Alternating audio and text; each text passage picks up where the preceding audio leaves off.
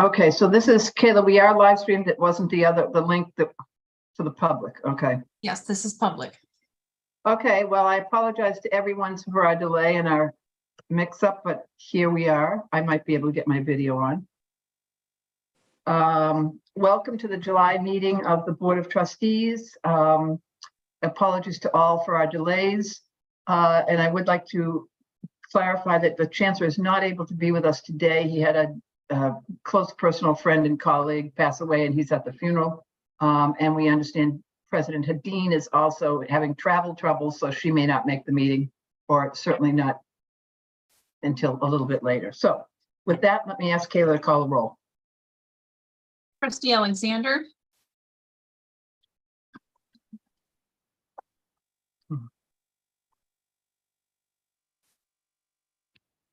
Am I muted? No. Trustee Kane.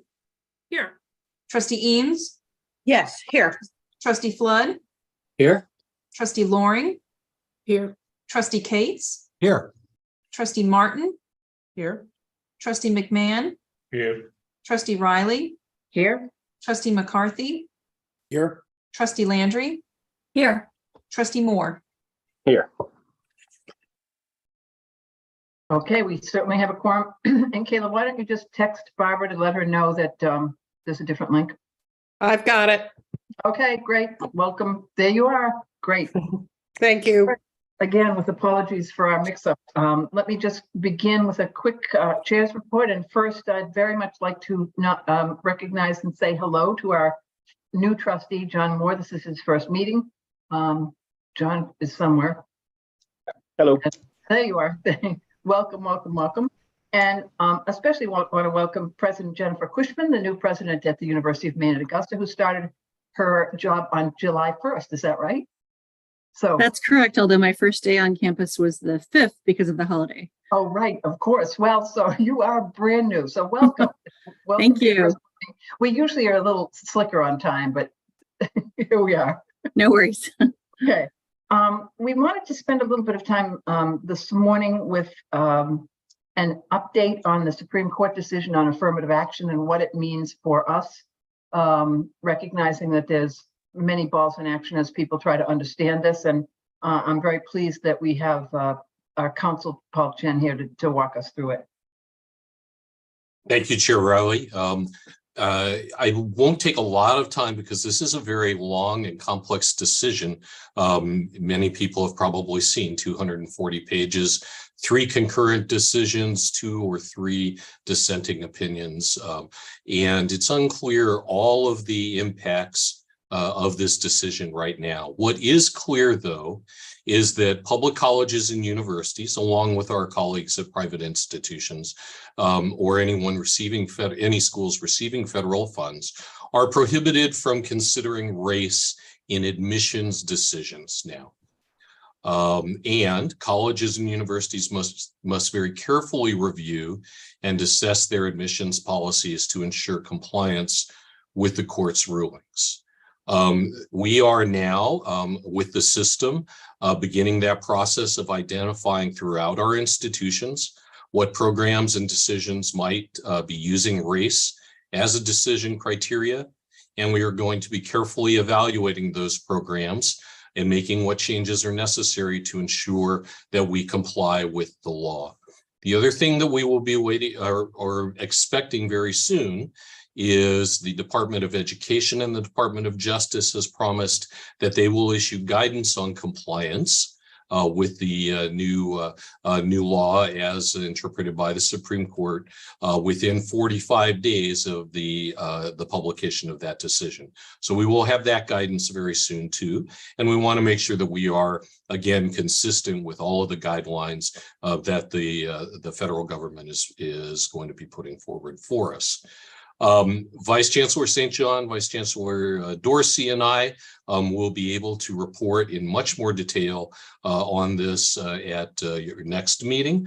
But for now, we are engaged specifically in those assessments. We will be working with the presidents and key administrators to make sure that we are, in fact, getting that review done as quickly as possible as required by law. Thank you, Paul. Any comments or questions? And I would ask people to use the chat function. There's lots of us and I can't see you all.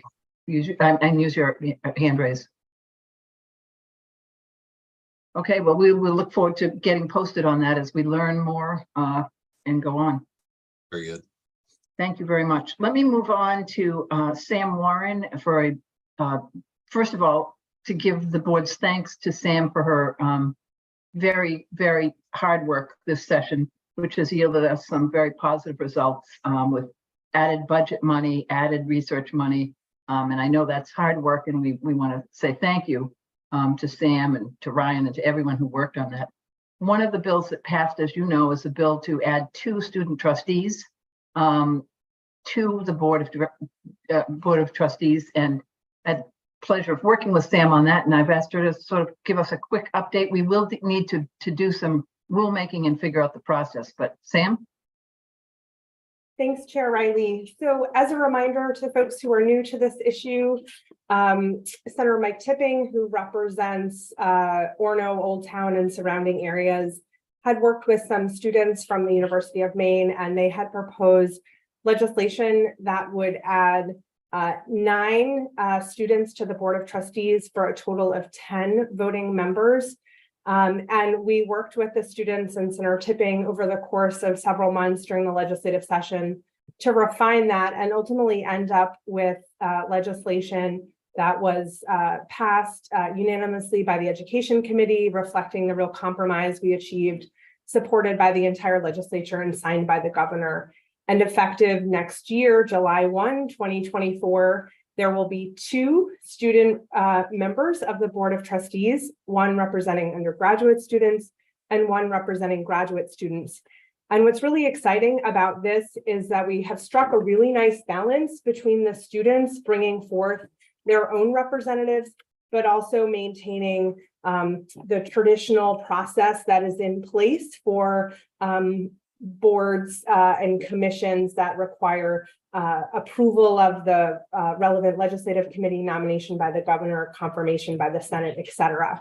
So we will work together with the student representatives to the board to develop a process by which the undergraduate student government associations representing each campus, as well as graduate student governments or their kind of bodies, will come up with a unanimous kind of unified recommendation that will go to the governor, who will in turn put forth that nomination, which will be reviewed by the Education Committee of the legislature and confirmed by the Senate.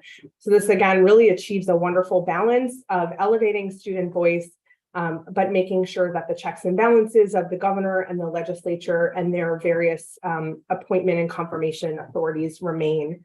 And we really look forward to working with the student representatives to the board, as well as the student governments across the campuses, to figure out how to operationalize this in anticipation of having 2 members serving as of next July 1.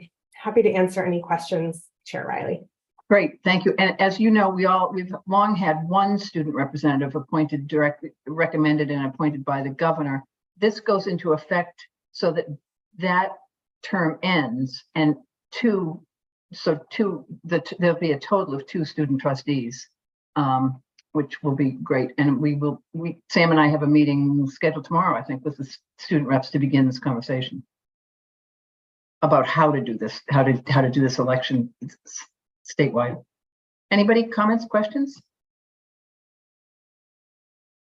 We'll keep you posted, but the students have been great, and we look forward to figuring out a process that makes sense for them and for us. So thanks, Sam.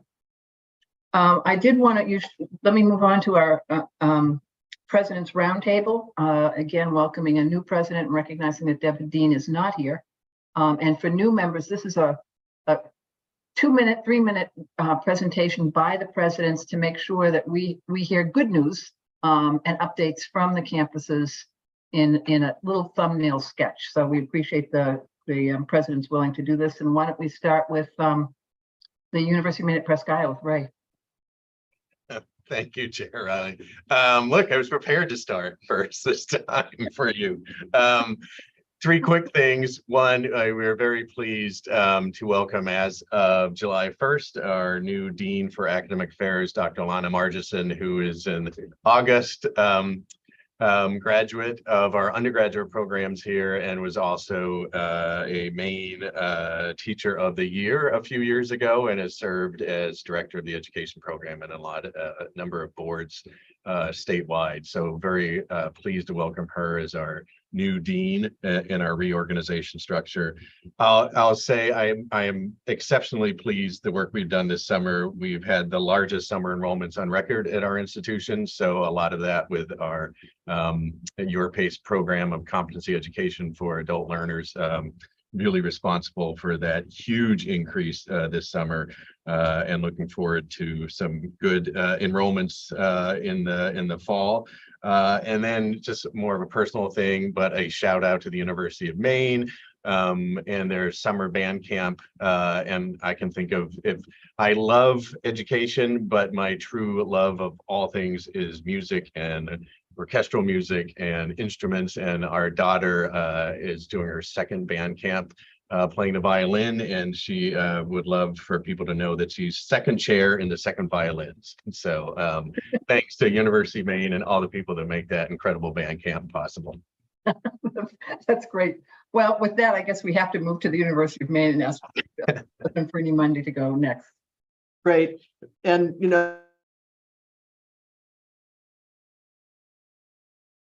second chair and the second violins, that's very good.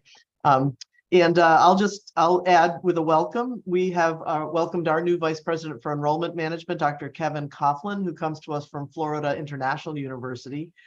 He has been here about a month, and Kevin brings tremendous statistical and data analytics expertise, as well as technology expertise to the work of enrollment management. And so he is already diving right in to try to put into action so many of the things that we've been eager to do over the last couple of years. We also have signed an agreement with Help University in Malaysia, a new university founded in 1986. These partnerships will in particular focus on expanding the University of Maine's reach across the globe in areas of business and psychology, especially at the MBA level, with new micro-credentials and short courses to bring together students from Help's very wide and diverse populations. You probably have seen in the news that UMaine's climate reanalyzer tool is in the discussions about how to really characterize the excessively high temperatures we're seeing around the world in the past several days. And that tool is one that uses data both from satellites and from simulations.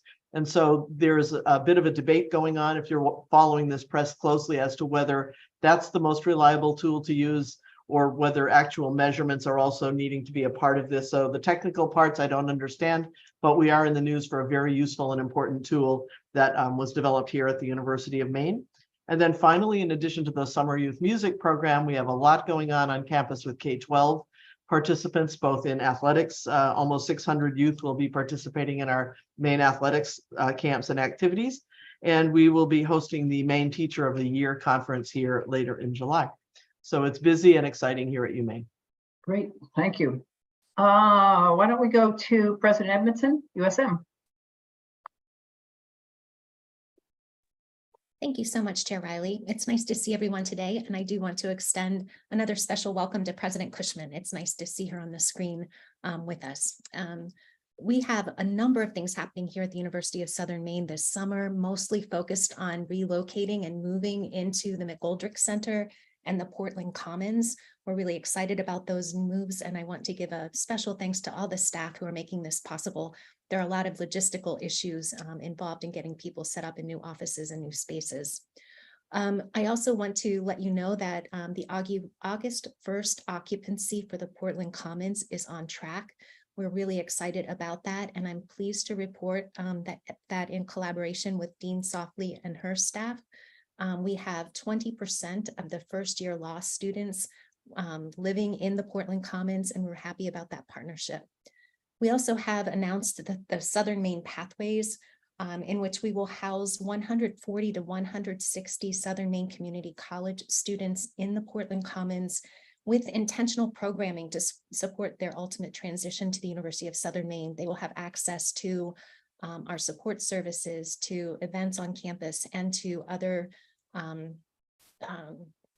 activities. They'll really be brought into our university, I think, in some special ways, and that will help to ease their transition to becoming USM students. So we're excited about that partnership. And finally, the LAC Lewiston Auburn campus has been announced as a health education corridor. It will be led by Dr. Nettie Provost, who will be the director for the LAC. Dr. Blake Whitaker will be our faculty liaison, and then Becky Conrad, who many of you know, who also serves on the USM Board of Visitors, is our community liaison. And then finally, I always like to give you some news about students. So I do want to acknowledge that we had 3 students, Jacob Curtis, Timer Sabarov, and Andri Sermenio, who impressed judges at the Green Light Maine competition with their business concept. It's called Refilla. And Refilla is a subscription-based service that will focus on recycling and distributing 3D printer filament. The idea involves building a network of clients who actively contribute their 3D printed waste, receiving in return high-quality recycled filament. And so with every spool produced, Refilla takes a step toward fulfilling its mission of safeguarding our planet, and our students won 2nd place in this highly competitive competition. So we're really proud of them. I think that's it. That's Okay, great. thank you. Thank you. University of Farmington, President McDonald. Thank you very much and good afternoon. We have begun our first year orientation program. We bring our first year students to campus during the summer for a 3-day session. And this year we have faculty advisors here with the students. We've put in place, instead of spreading these students out over the entire faculty, we have designated 6 of our best advisors to advise these students, which we think will result in better retention as they move into their 2nd year. We also have a very active summer program here with sports and the arts, and one program I'd mention is our Longfellows program, where we bring high school students into our creative writing program so that they get to engage with our faculty and hopefully see that this is a place where they may want to study when they are ready for college. We're also very busy as we've moved from the 4-credit to the 3-credit model. We are busy creating articulation programs with the community colleges. We are now beyond 70 that we have created this year, which we think will bring more of those students who have gone to the community college to Farmington for their final 2 years. And finally, I'll mention that we're very excited about our new Board of Visitors. The Board of Visitors have just completed a fundraiser on June 24th, very successfully.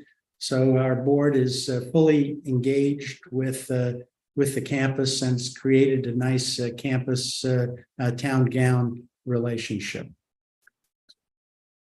Super, great. Must be fun to have them all on campus too, the students. That's great. Let's go to the law school. Dean Softly. There we go. Can you hear me now? We can. Good afternoon, everyone. I'm learning all kinds of new phrases. Town gown is something I just learned from President McDonald, and we're establishing one in Portland. So one of the things that we did over the last 2 months, actually it was about a month ago, we brought together every leader of scheduling who will have anything to do with the building at 300 4th Street to make sure that we have scheduled the upcoming year in a way where we're not tripping over each other. When we got everyone together, there were more than 20 people in the room. We have scheduled classes for the year, events for the year, and we've established a communication link so that this building, which is really humming, will be humming happily without some of the irritation that happens when scheduling is not thought about in advance. It was quite a fascinating meeting. Second on our list, the rural practice clinic had a very successful first semester and is in the middle of a very busy summer. So busy that we are actually changing the model slightly to bring in a fellow to work with the students who will be there year round. And we're beginning to think about how we design this in a way that we can spread it out into the next county. And again, President McDonald and I are talking about perhaps a Farmington model next.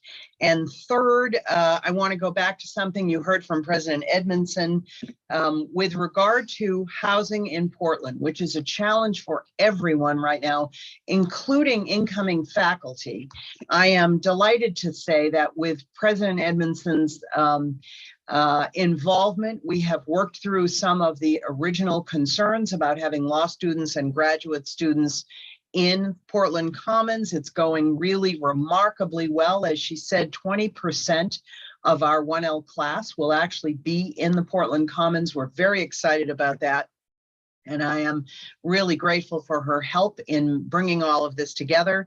And then with that, with SMCC coming into Portland Commons and being a part of all of our discussions, we are beginning to gear up our conversation about a 2+1+3 program. And I had to reach out to my math expert, President Farini Mundy, to see what 2+1+3 actually will be by the time those law students are done. But we're really excited about some of the collaborations among the communities. That's it for Maine Law.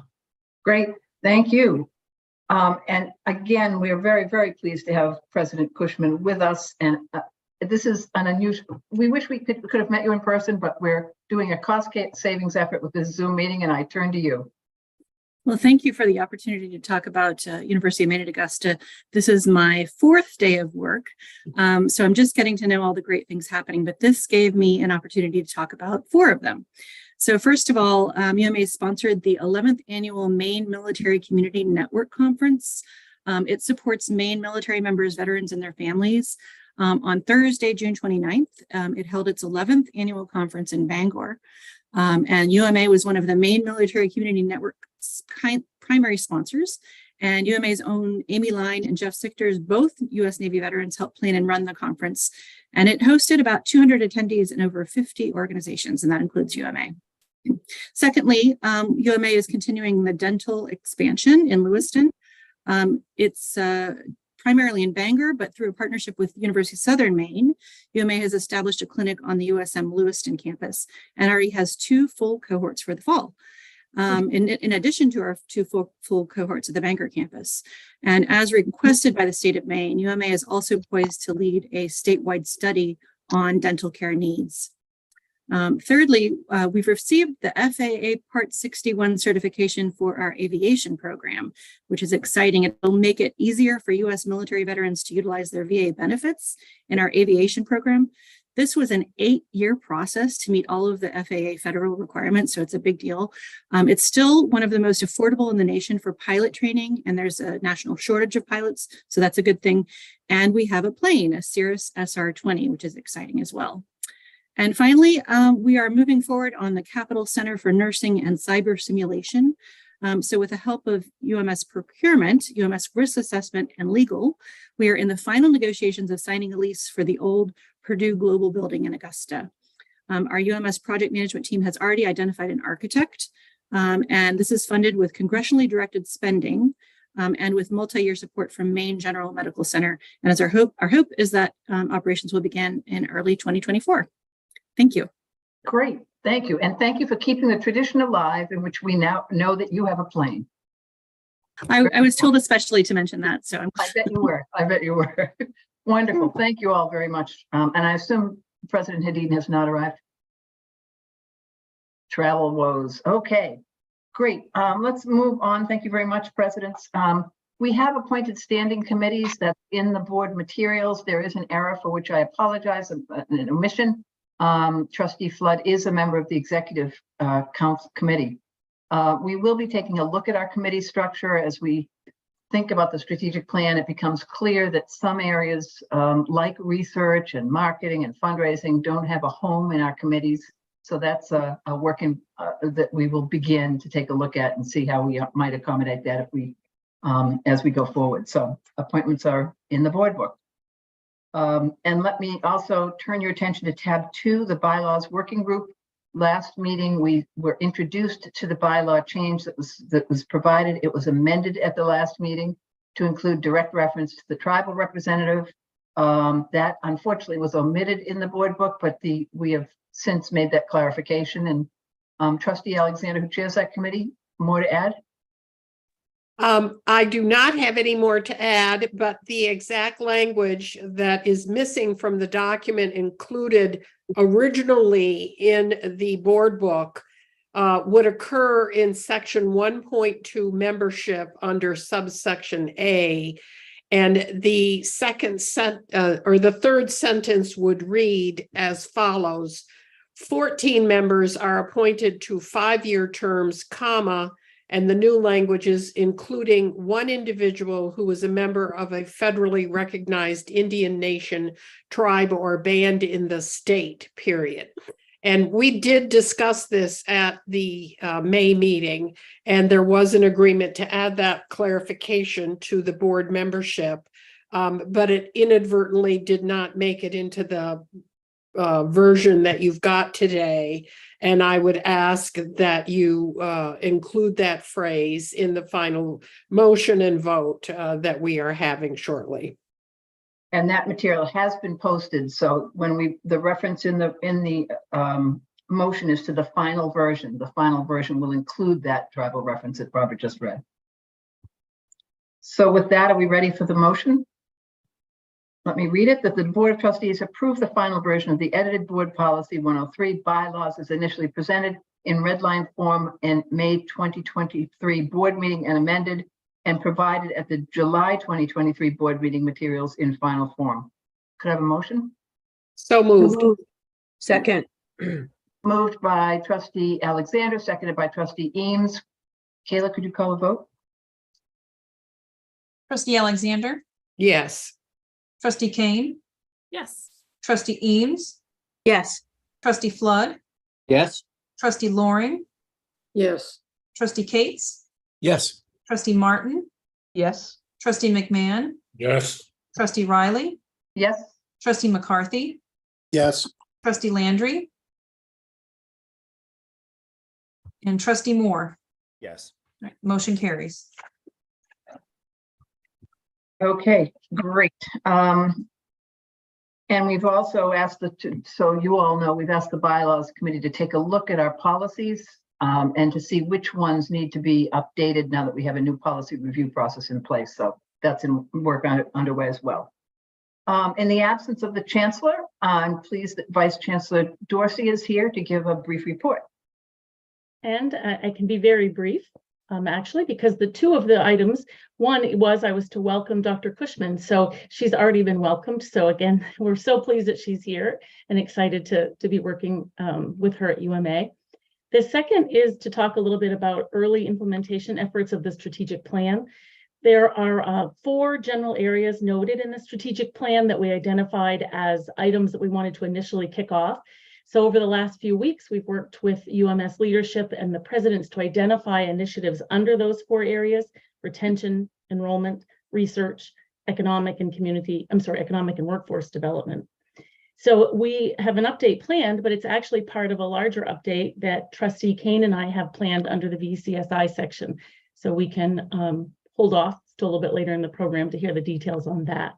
So really the only update to offer under this would be about some new programs that we have for recruiting non-traditional students. Governor Mills has been incredibly generous with offering financial support for programming that is geared toward working or adult learners. And that is an area of growth that we've noted in our strategic plan. So while there have been many successful efforts underway over the last few years, there are some new initiatives that are distinctly separate from the work that we have had in the past. And I would like to ask that Vice Chancellor Jeff St. John actually offer the update on this work with adult and working learners. Carolyn, thank you. And I was also relieved to learn that UMA has a plane. That was, thank you. Thank you for sharing that. Very quickly, trustees, there are 3 initial adult degree completion projects that we're moving forward with quickly. The first two involve financial inducements for adults to come back to one of our universities, either part-time or full-time, and begin working toward a degree or other credential of value with us.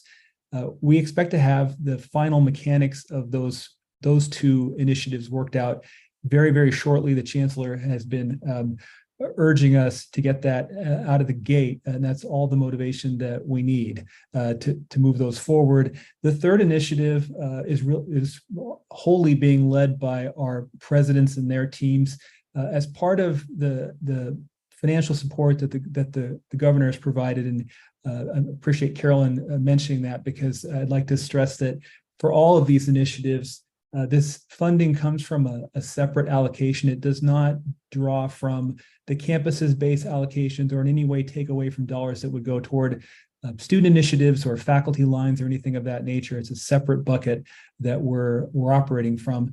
But that third area of initiatives involves each of the universities, led by their presidents, identifying an adult degree completion initiative that they would like to move forward with beginning this fall, or as quickly as they can mount it and move it forward.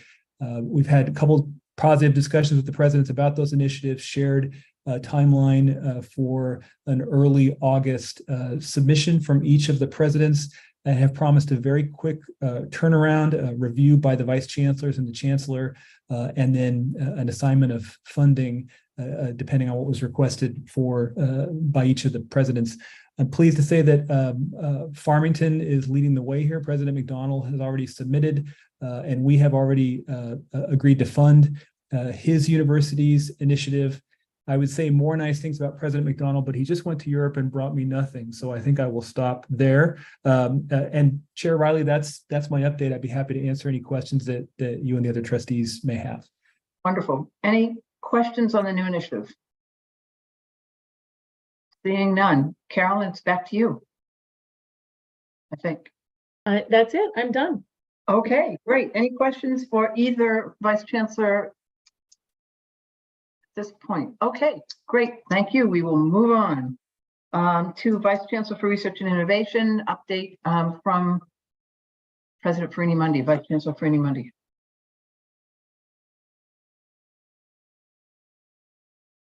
Good afternoon, everybody. Can you hear me? We can. Okay, let me just make sure I have this working properly.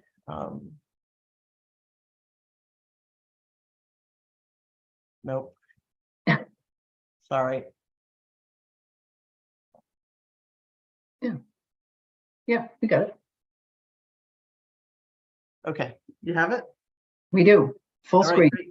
And I'll try to move quickly. I'm pretty sure UMaine has a plane too. I'm getting confirmation. We did when I first got here, but I've never actually set eyes on it.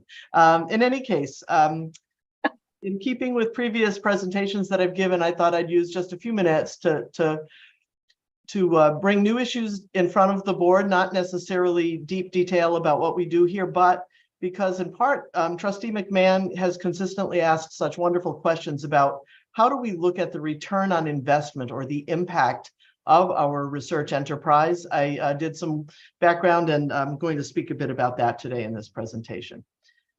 So 4 parts to this. We'll just do a quick update on the CDS efforts, and then I'll move into how R&D context looks at the national level, then focus here at UMaine, and then challenges as we reach out to make this more broad across the system.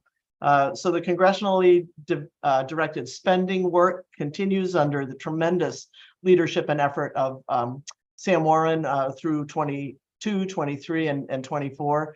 And I'll only highlight a couple of the projects that are in the 24 batch. The rest are in your materials in the appendices where you can see the full list.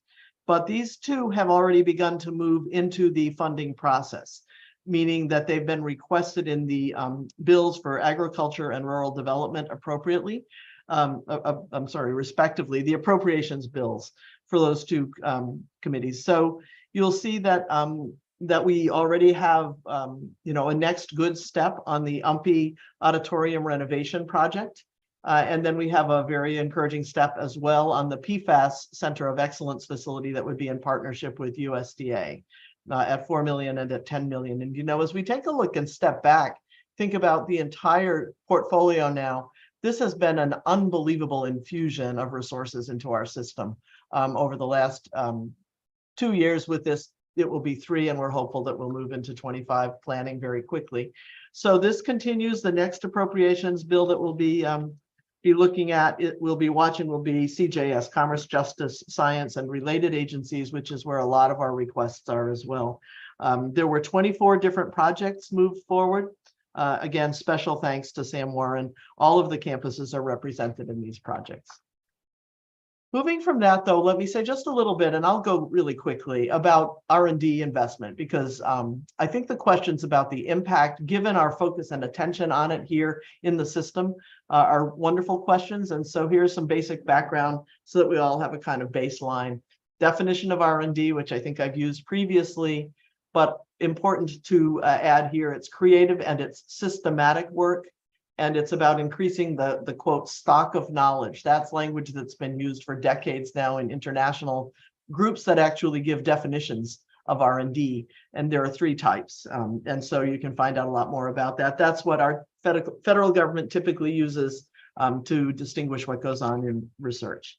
And here's just a quick snapshot of how the funding actually breaks out among the 3 major sources of that funding. So where it says federal, that means the work that goes on directly within the federal government in labs and national labs and federal research facilities within Department of Defense directly, for example, and many other places. And then business, and then the universities, which would mean federal dollars that come into universities, as well as university-based funding, the MEIF kind of funding that we're so grateful to have coming to us from the state. That's research-based work that happens within universities, and then various other sources. There's some state investment and so forth. And you see here that as you look across toward the more applied work, business picks up more of the investment. Universities have a big chunk, of course, of the basic research. Sometimes it's research that people can't even imagine an application for, and yet down the line, that application matters. I would dare say that the Climate Reanalyzer tool, which is a very applied kind of research product, had its origins in a lot of theoretical and basic research work done here at UMaine and elsewhere. So there's a progression across these areas, typically universities stepping back, and the basic idea being that business and the private sector pick it up. Big picture wise, again, a lot of detail behind all of this, but it is the business private sector that drives US R&D overall. And it has grown. These are economic development matters, and the papers that I've been looking at are all by economists. It's about how does this investment in R&D for the nation, for a state or for a university, how does that impact what happens on some outcome measures? So basic input measures are here, and we've talked a lot about that, and we have some data on all of this for our universities within the system, although I'll speak to the challenges of that going forward. And then here are the sorts of outcomes that typically get measured. Is the university-based investment or the federal investment driving up the private sector investment?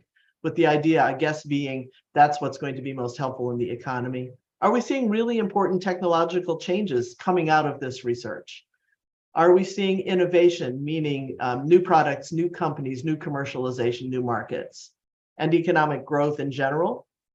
The knowledge spillover category is really important. This is very near and dear to universities, right? We engage in research in part because we are interested in building the stock of knowledge that we just talked about earlier. And so the knowledge that's grown, our understandings of any number of areas of our world and our understandings of humankind and how to improve it, that knowledge spillover is a less tangible but very important kind of outcome for universities.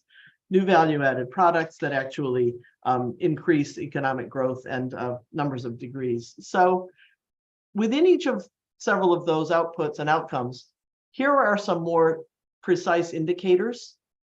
you could see that indicators of technological change might be numbers of patents filed or the number of invention disclosures that you see. For knowledge spillover, you might see lots of bibliometric data, numbers of citations of the work of people in a university, or the numbers of PhDs coming through. So the notions that are listed, here are meant to be those that we actually can measure as we try to think about the impact of our ROI. And again, I'm very motivated by Trustee McMahon's questions about this. And I wanted to say a little about what we're doing now to try to look at this. This is UMaine focused to begin, but all of these measures can be expanded out and can be gathered across the system. We've had a group here now for several months working on a KPI dashboard. This is actually up in public right now. And it's aligned at the moment with our UMaine strategic vision and values strategic plan, but certainly as we work to look at the research goals of the University of Maine system plan, a lot of these kinds of indicators will become important as we look ahead. And we just picked a snapshot so that you see these little graphics that show our expenditures, and the goals that we're looking at are out to fiscal 28. A lot of what is here has to do with what we need to do to sustain our one status. So certain measurements, expenditures being very important, as well as the number of grants that we receive. And again, this is UMaine focused, but it's a way that we can start to track some measures that are important outcomes and outputs of R&D investment. The number of staff with doctoral degrees, very important. Turns out that's a really important goal for R1. Staff both within the faculty and outside of the faculty. So that's just to give you an idea of what we have right now as our first run at KPIs relative to research in an overview format. Here's more, and notice that I've included the strategic plan goal about increasing the system's commercialization outputs. And so we've started with UMaine and started to keep track of invention disclosures, spin-offs, commercialization revenue, and so forth. So one thing that I'll say as I get close to the end here is getting data about all of this is not straightforward. And we're working to be sure we can do it at UMaine, and then we'll work with colleagues across the system to figure out how we do it more broadly. But these are the kinds of indicators we are now trying to measure and keep track of. It might be worth spending a little time on that. Sure. I don't want to rush you, so no, well, I'm conscious of time. So invention disclosures, the first step toward patents and licensing arrangements. We have the team that worked on this has chosen a goal of trying to get to 40 by 2028, starting at fiscal 22. And so we're now at 23. What this means is that people who believe that in their lab or in their research or in their creative work, they have created an invention that no one else has made before. They disclose that, and then begins a long process to determine whether that might be patentable or licensable and yield revenue. But you want to start with invention disclosures, and you want to help faculty understand how to do that. And so that's an activity that we're looking to step up and to build. IP-based spin-offs as of fiscal 22, there's one. These would be companies that are started based on intellectual property that originated within the university. So we have lots of prior examples as well, or several prior examples, but we're starting to count here, and this becomes a very important indicator of whether you're actually influencing the private sector, because once these companies begin, then they're out into the private sector and they're part of that economic ecosystem.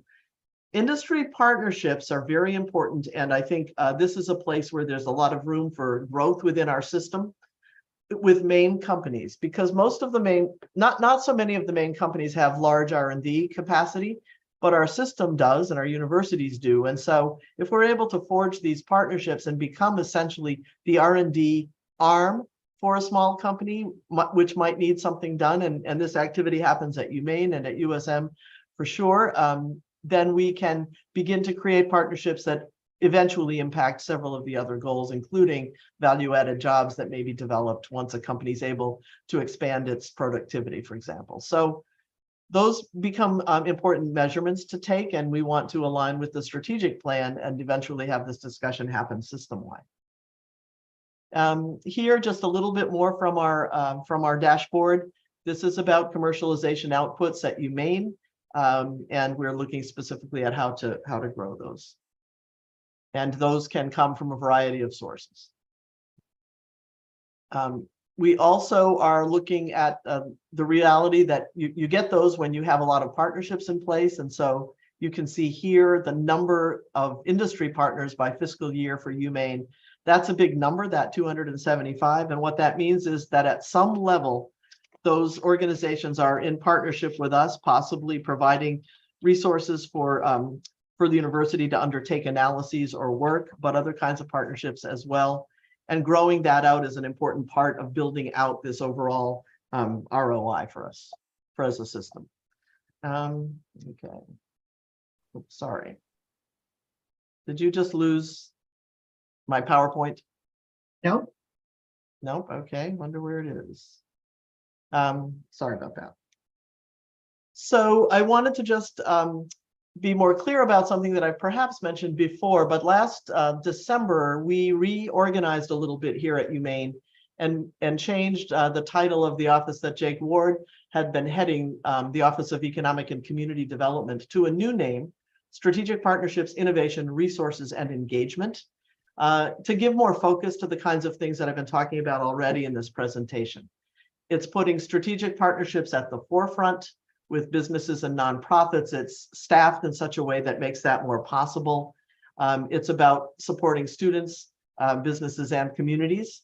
So you see the kinds of areas in which this office is working or will be staffing up to work in the coming months. Students, companies, communities, I think Jake says it, kids, companies, and communities. So we're trying to be sure we have the capacity here at UMaine to begin, and then to the extent that there's interest system-wide, to provide this help, including everything from how do you do a invention disclosure to how do you build a partnership with a company, to how does a spin-off happen and how do we support that and encourage it.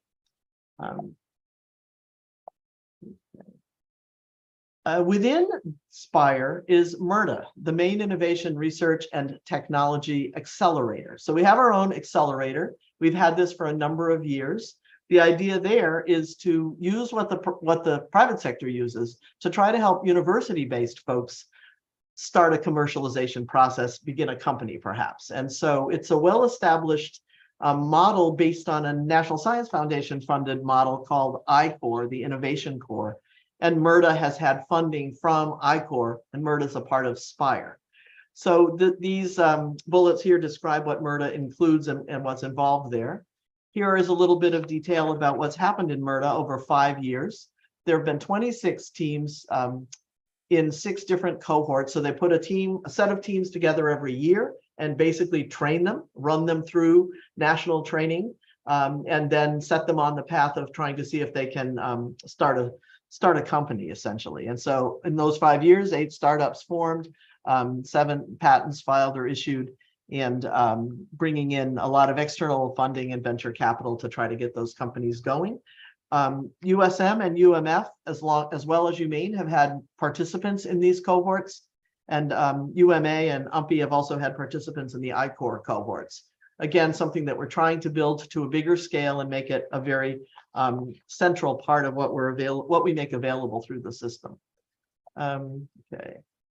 Here are just a few stories, and this is in your material, so I won't take time on these, but some successes with various kinds of funding sources, various areas of science. I have to say I'm particularly partial to the sun rule.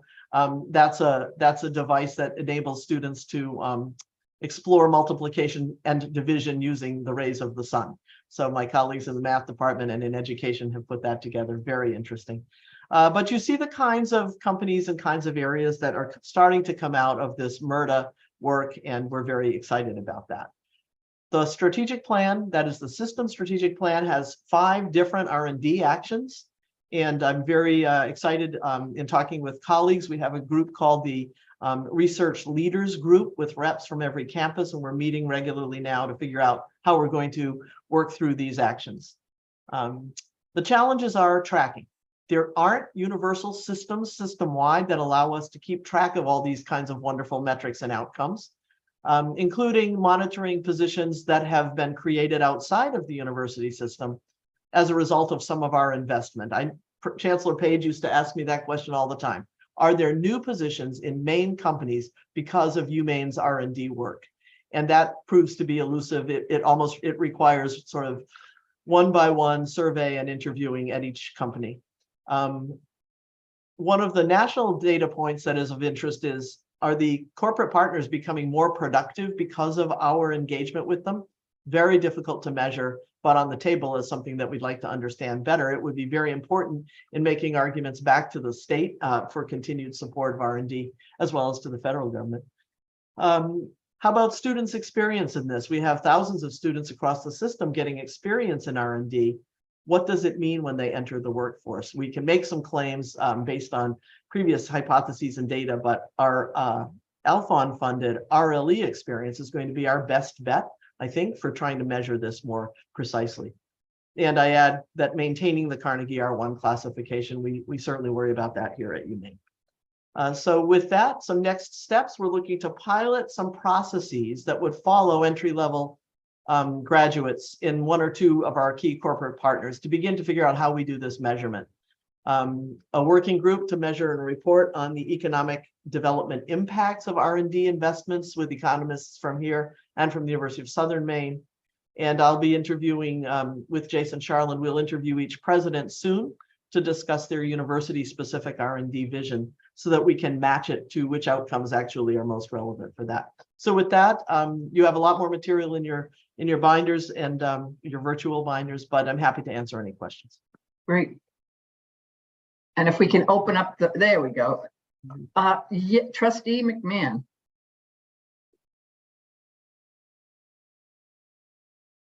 I wasn't fast on the button. Thank you, John, very much for that. Quick question. You mentioned we had 23 disclosures of information. Do we own that, or does it belong to the sponsors of the research?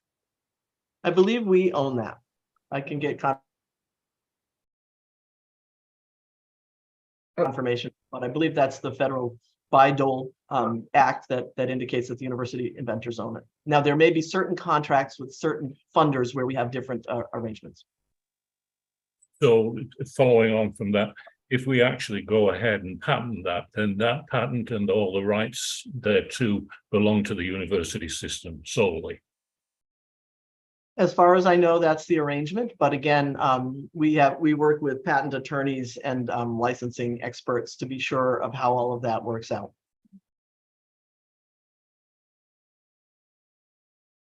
Thank you. Okay, thanks, David. Trustee Alexander. Just a quick idea that was a reflection of your desire to get more information with regard to how our university students are being successful or contributing in the business community. One combo idea is to have a conference which would bring up, carefully selected, business leaders and the university key research people, and to promote and identify and publicize the interaction between these two things and how the university system has contributed to the Maine business community, and use the student experience and the productivity of the business leaders themselves who would talk about this connection. We would get some good press and you would get some good data, I think. Great idea, Trustee Alexander. And I will say that during the pandemic, when Sam Warren was helping to organize sessions for the legislature, we did a mini version of that, like with one company and one student who had worked there. But I love the concept of scaling that out. It's great. Good. Trustee McCarthy. Yeah, a couple of things. One, to chip on that into that, I think that would be a good opportunity to talk about any custom executive education opportunities when you bring them together there. Yeah. Great.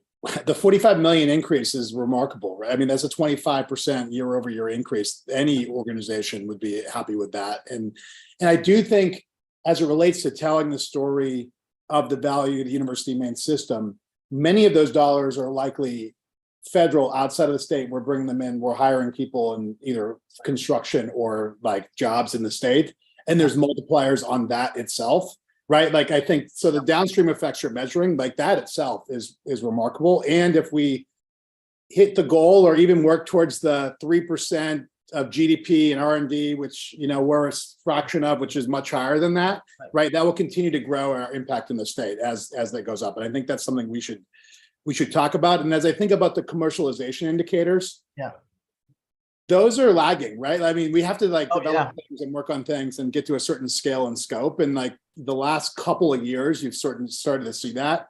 And I know that like the team has been small and mighty and has been expanding some to do that. And I'm optimistic that we'll continue to, 2, 3, 4 years, see those pick up based on the R&D expenditures now. I think so, Trustee McCarthy. I was just talking to folks today about what kind of database do we keep that shows just their progress through processes, because there may be steps along the way that we should be celebrating a little more rather than waiting 8 or 10 years till some of these patents clear and licenses happen.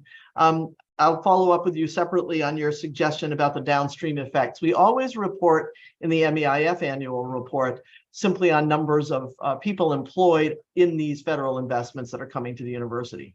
And so that's typically within our universities, but still it is job creation for at least periods of time.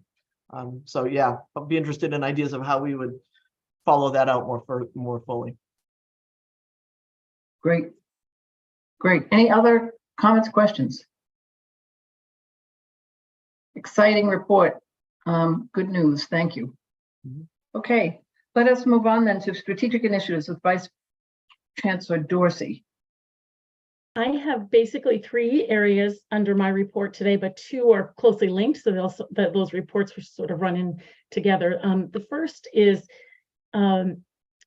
the strategic initiatives and the strategic plan, which we will talk about with Trustee Kane. But before moving over to her piece, what I wanted to mention is that I think we're trying to really work at clarifying some of the roles, the system roles that we have that relate to marketing and communications.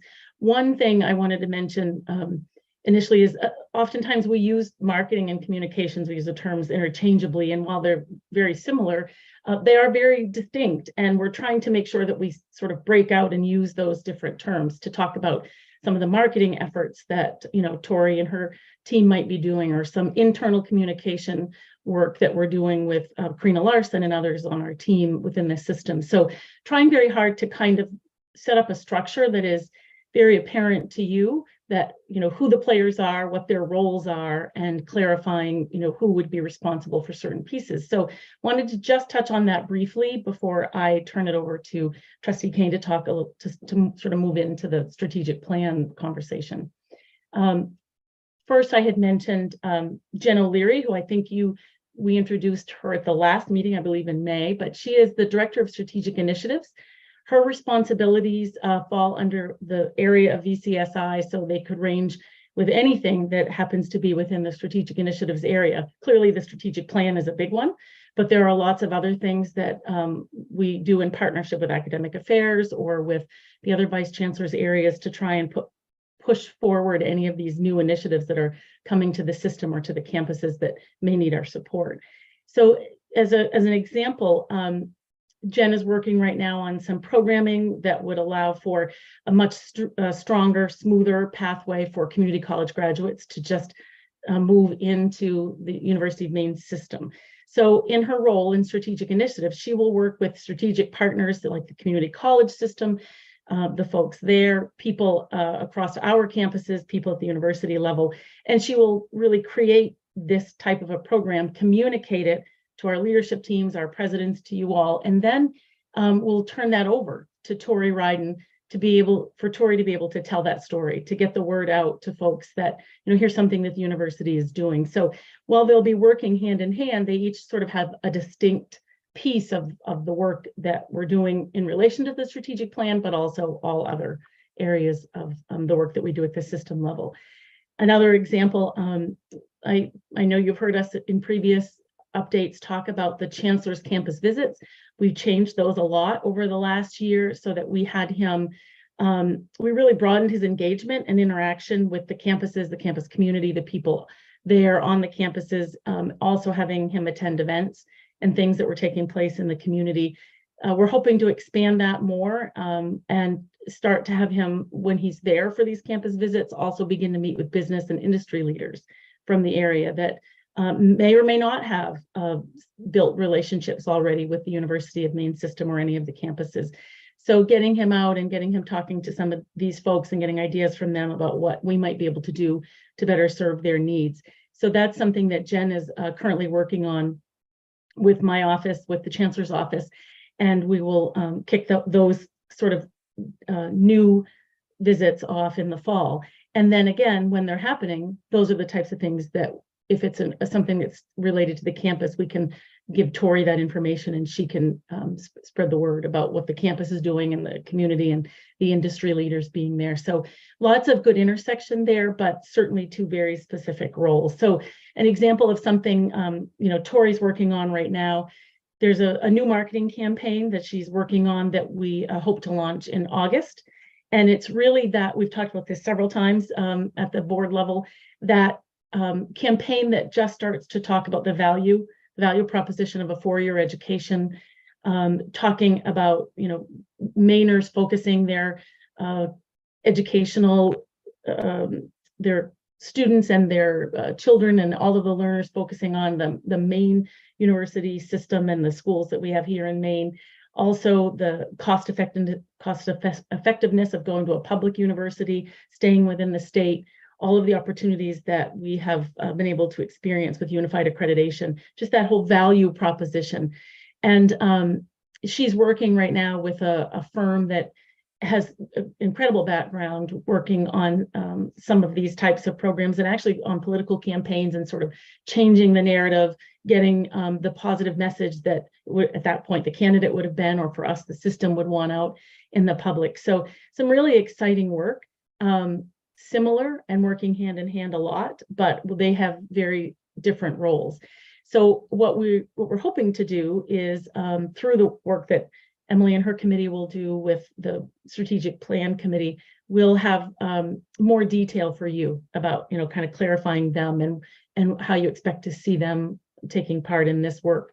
And then also for our presidents and the folks in the system, so people know how to easily engage with them. And so because this is a lot of what they're focusing on right now relates to the strategic plan and trying to get that message out and some early communications around it, I'm going to toss it over right now to Trustee Kane, who chairs that committee, for her to give an update on the committee work, and then I'll jump back in after with some updates on what we've been doing with the Chancellor and presidents and leadership team. Oh, before you do that, excuse me, Emma, could you just, that new consulting firm in marketing, is that different from the consulting firm that did the ads that we saw? Yes. Okay, thank you. Sorry, Trustee Kane. No, I was going to say, Trish, do you want me to pause, wait to see if there are questions on other stuff before I jump in, or do you want me to keep going? We could. Anybody have any other questions for Vice Chancellor Dorsey on that point? Trustee Cates. I think you're muted, Trustee Cates. Yep, sorry about that. So I'm trying to get my arms around this. So we just heard this great presentation from President Faridi Monday about all the research things going on, and particularly how those things become commercialized and are of benefit to the state of Maine, and whether it's new companies or new investment or new jobs or whatever. I'm trying to understand how that message goes from President Faridi Monday, and now I assume it goes to Tori, and then somehow it gets placed. But I want to, I think we'd all appreciate hearing how that process works a little bit more. Sure, and I'll start to answer that, but clearly Tori, Jen, President Faridi Monday, anyone else that is involved in this work, feel free to jump in. It's not quite as simple as that it would go just from what's happening at the UMaine campus to Tori to be put out into the media or have a story or publicity done. I think it's more of sort of a two-pronged approach where her work, Tori's work will be at trying to get that broader message about what it is that's happening out to the general public.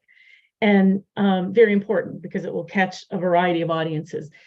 Jen will also be included in that work because she will then take specific pockets of that. And when we're talking to very particular business and industry folks, talk about those things that might be of interest to them. Try to figure out how she can connect them with President Freeney Mundy and her group. Because again, in the strategic plan, one of the things that we've talked about in President Freeney Mundy has talked about in different updates has been, wanting to really become that innovation hub for business and industry and be someone that they think of to go to when they have some of these needs and better understand the work that they're doing at the campus. So it would from those two, it would be kind of a separate approach where Tori would be wanting the story about how we're including students and the benefit to the state, whereas Jen would be going in with a different focus to particular industries saying, this is what they've been doing at UMaine, how can you be a part of this? How can it benefit you? How can you be involved? And then again, I'm sure President Freeney Mundy has her own team that, markets that information or gets it to people that need to get it in a whole different fashion. Yeah, I'll just chime in briefly if it's okay. Carolyn's absolutely right. There's a lot of material here. It's kind of like the source material. And then we think about how to use pieces of it in different campaigns and different messaging and different responses, and how we use it at the system level and how we also use it at the University of Maine level. And I think I'm very excited about the framework that Carolyn describes for system level marketing and communications, because then it allows us to have clarity. I mean, UMaine does have a marketing and communications operation with a relatively new director and hiring shortly a director of communications within marketing and communications. And so there will be a lot of good resources to come together. I'm very keen on communication plans so that we could see, each month, what are the key messages, what are the key audiences, what are the right venues and so forth. And as UMaine puts that together, I'm hopeful of good coordination with the system. And a lot of this messaging is just very rich. It's simply difficult to have the bandwidth to push it all out, but I'm hopeful. Thanks. Just one more. I understood that Tori's office was in the process of putting together a marketing plan for the system. And when are we likely to see that? It's in progress now? Tori, would you like to answer? Oh, sure. Yeah. We have a marketing plan. We're talking about it's a new marketing campaign. And so we had in place the adult learner campaign that everybody's familiar with. And so now we are in tandem with the strategic plan and under kind of the tutelage of the chancellor, moving ahead also with this new campaign. And it's a quicker one. It's a very quick turnaround campaign. And this is all about boosting enrollment. And it's, it fans out, clearly for, with enrollment with additional dollars as well. So it's really a multi-pronged approach, but it's going to be a quick one. This is going to be happening, we're hoping, mid-August. Okay, thanks. So perhaps I just missed it, and if I did, I apologize. But if we've been sent the marketing plan, I just want to see it. I don't believe you have, so we can certainly make. We haven't shared it. We do have a marketing plan, and we can share that. I've sent it. Trish has seen it, but we can certainly, Trish, you and I can talk about dispersing. Draft. I guess I didn't realize it was fine. Okay. Yeah, if we could see what that is, that'd be great. Thank you very much. Thank you. Okay. Carolyn, back at you. So I think it goes now to Trustee Kane. Yes, I think it's me, and this will be a pretty quick update. So the work, sort of two categories of updates for me, sort of work to date, and then the committee work so far and next steps going forward. And then I'll pass it back to Carolyn, who, as we know, is representing the chancellor today, who can talk more about the leadership perspective on next steps. So we passed the plan. That was a huge success. Thank you all again. And since then, the chancellor, the system leadership, the presidents have begun to work not only on the line items that have articulated deadlines, and there are a number of them, but on beginning, as you've heard reflected in several of the reports already today, centering the strategic plan consistently across all of the work. You were all sent the PDF version of the plan. The hard copy, which I'm holding up, was mailed at the end of last week. I know I got mine here in Orono on Friday afternoon. It's sleek, but not fancy. It's full of great information, but it's not very long to read. So I think we found the right balance. That was one of the goals of the committee from the very beginning, was to have something we could all keep handy as we continue to utilize this living, breathing document and prioritize it. From a committee perspective, the committee met for the first time since the plan was adopted just in the last 10 days. And the goal is for the committee and for the whole board to be a partner in this work with the system, not just a group for updates, right? Where the board and the committee is about accountability, it's about oversight of the implementation, and the work of implementation itself is with the system leadership and the presidents and the campuses overall.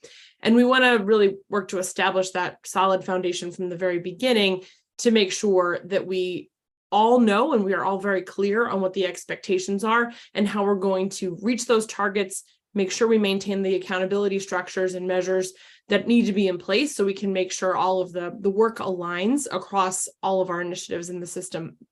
At the committee meeting, we reviewed and provided feedback on the initial draft of the timeline document. You can find that document in the Strategic Planning Committee diligent file for those of you who are trustees. And you also will find there an initial draft of a work plan for the Strategic Planning Committee that is based on the existing deadlines that are listed in the plan. We talked about some of the initial socialization and distribution of the plan, and then also we talked about staffing. And so while Jeff St. John did an incredible job driving the writing of the plan, as we now shift to implementation, Carolyn and Jen O'Leary, who we've heard from just in the last few minutes, will be more taking the lead on working with the committee and the board. However, it is very clear, and I will re-say it 100 times, that the strategic plan impacts everyone. So every area of the system will be connected to the work. And so I think you'll hear from Carolyn shortly about what the chancellor's been communicating to the presidents, the work the presidents have already undertaken this summer. And then we have articulated deadlines that align with faculty returning to be even more engaged in the process as we head into the fall semester. And we've also begun conversations with the chair about how do we make sure that we align the strategic plan in a deliberate way, whether it's through the board process documents, the A sheets, how the strategic plan shows up consistently in board materials, presentations, proposals, planning documents. Again, because we really want to make sure that the board can be doing that oversight and accountability as the system and the leadership work on the implementation of the plan. That is my summary update, and I will happy to answer questions, but pass it to Carolyn. Great, thank you both. And more, Carolyn, on your end? I just was going to add a bit more, very little bit of detail. As Trustee Kane mentioned, the Chancellor had a Chancellor's Council, sort of a mini retreat where we met with the Vice Chancellors and the Presidents. We looked at the plan, started to talk about ways that we could come together and make sure that we were in agreement with what initiatives needed to be kicked off first, those high priority areas. And it was a wonderful conversation. I was trying to take notes, and it was very simple because very quickly we had all come to the same place with a few initiatives around the 4 key areas that are actually aligned very well with what Jeff's group did for the timeline of the plan. So around retention, around enrollment, around research, and then economic and workforce development, we as a group collectively decided on a couple of key initiatives that we should kick off and make sure that we move forward with quite quickly. We have our Chancellor's Council meeting that was supposed to be this week has been rescheduled to the 1st of next week. And then at that point, we will dig a little bit further into it, but make sure that we again are all in alignment with the priorities of our work moving forward, that collectively we're doing this in a way that supports the campus work as well.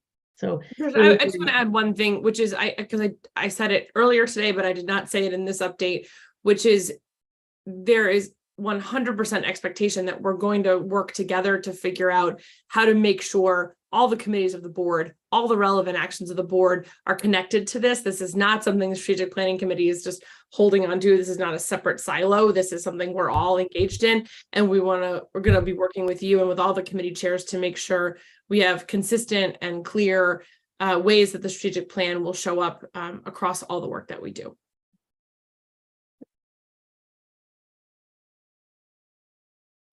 Any questions? Carolyn, could we get a written, in the interest of time, could we get a written report about what those strategic planning priorities are from the President's Council discussions? Sure. That might be, I know everybody's keenly interested, but in the interest of time, it seems to me that makes sense. Is that okay? Sure. Yeah, absolutely. Thank you. With that, any questions for Vice Chancellor Dorsey or Trustee Kane? Seeing none.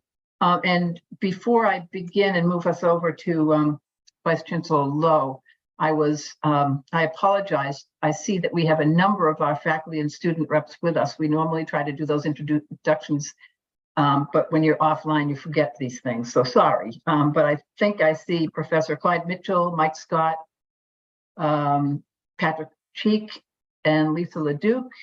And I saw Aidan Mulrooney, Katie Ashley. I'm not sure if there's another student. If so, I apologize, but welcome and my apologies for saying hello to you a little late.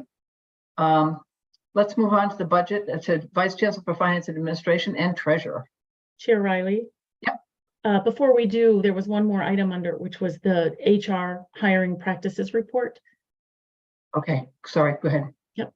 And I can again be brief because you all have the executive summary. It was included in your materials, but just as a reminder, last July, we were asked to look at the hiring practices and procedures within the University of Maine system and the campuses.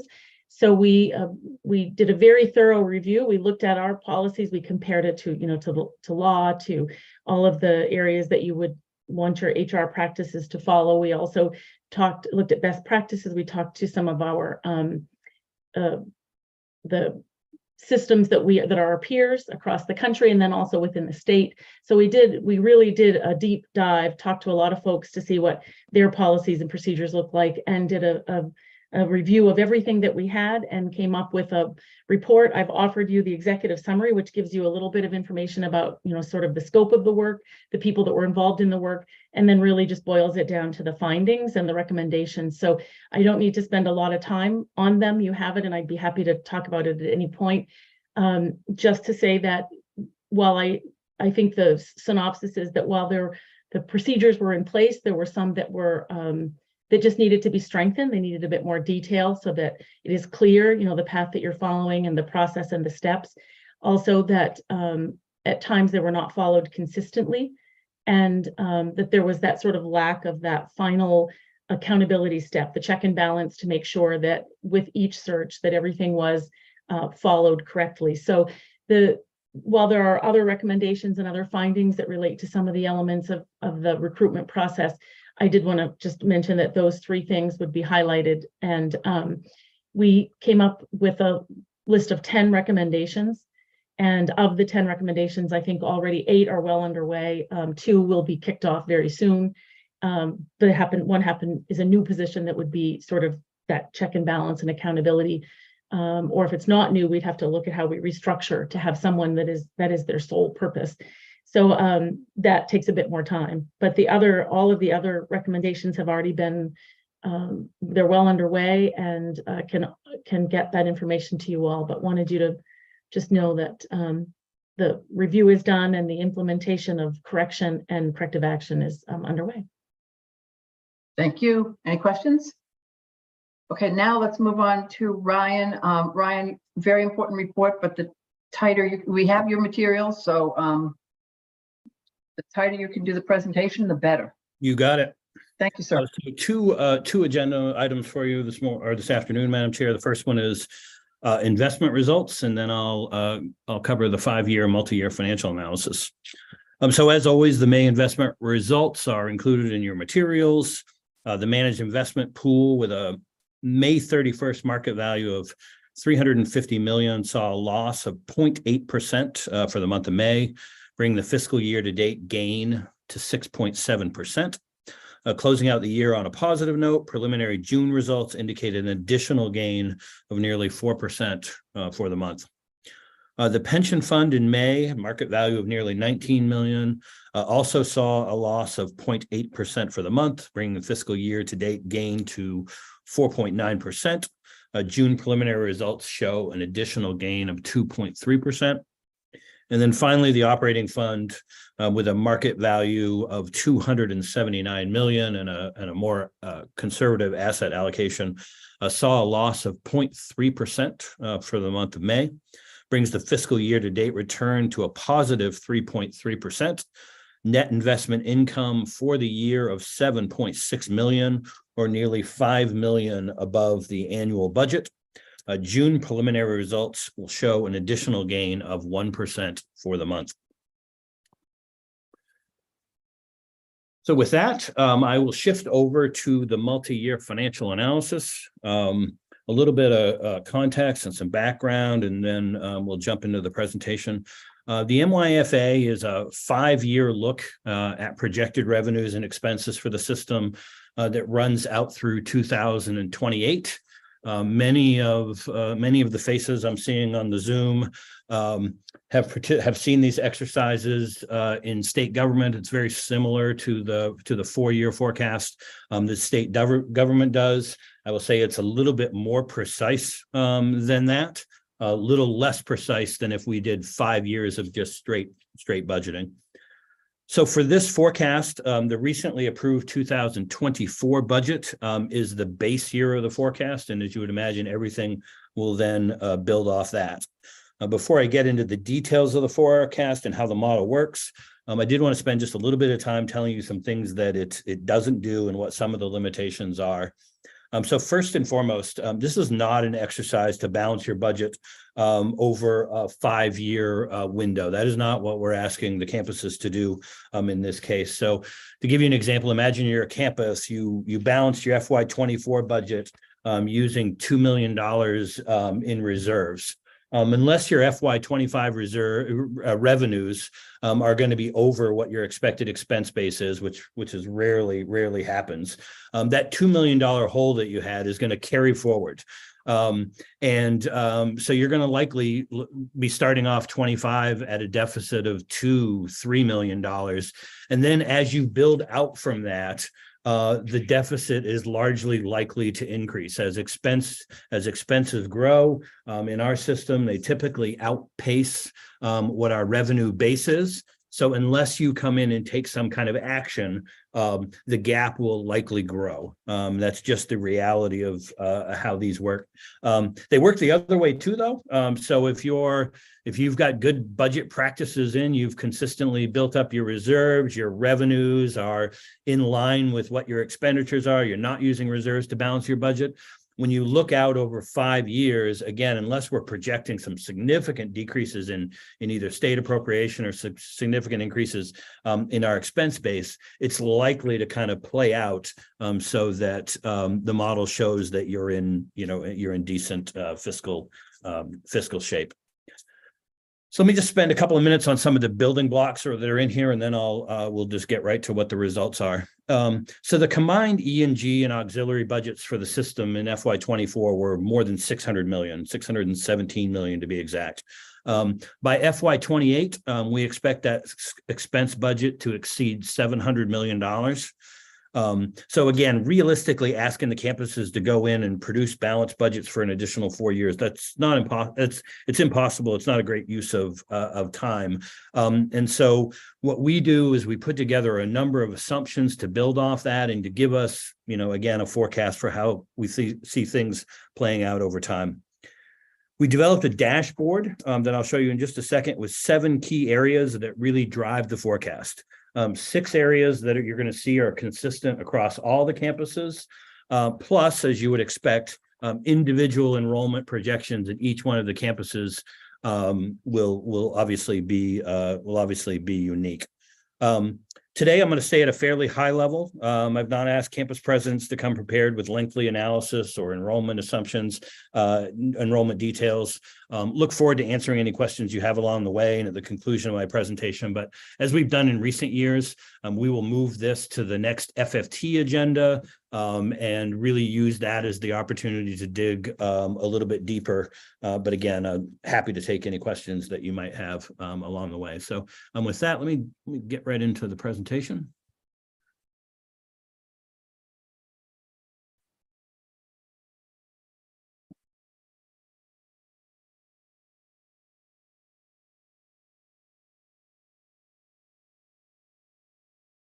Okay.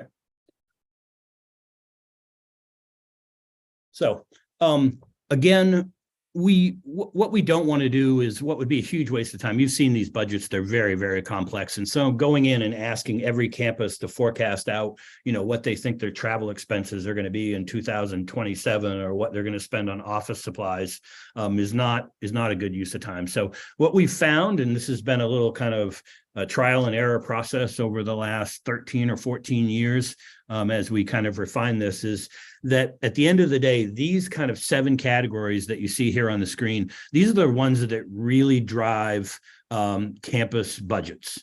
Enrollment for all kinds of reasons, tuition appropriation are our 90% of our revenue sources on the E&G side. You've heard me consistently say that the expense budget on our campuses runs anywhere from 65 to 80% personal services. So clearly compensation and the benefit rate really drive a lot of campus budgets. We do have the non-compensation side of the budget. So again, that's where you think of things like travel and office supplies, and we don't want to forget about those. And then capital expenditures. What are we budgeting for things like depreciation? Those really, again, while they don't drive big numbers in a $600 million budget, they have consistently been a board priority. And so we highlight them when we do the MYFA and we ask campuses to kind of build those out. So this, as you would guess, is an exercise.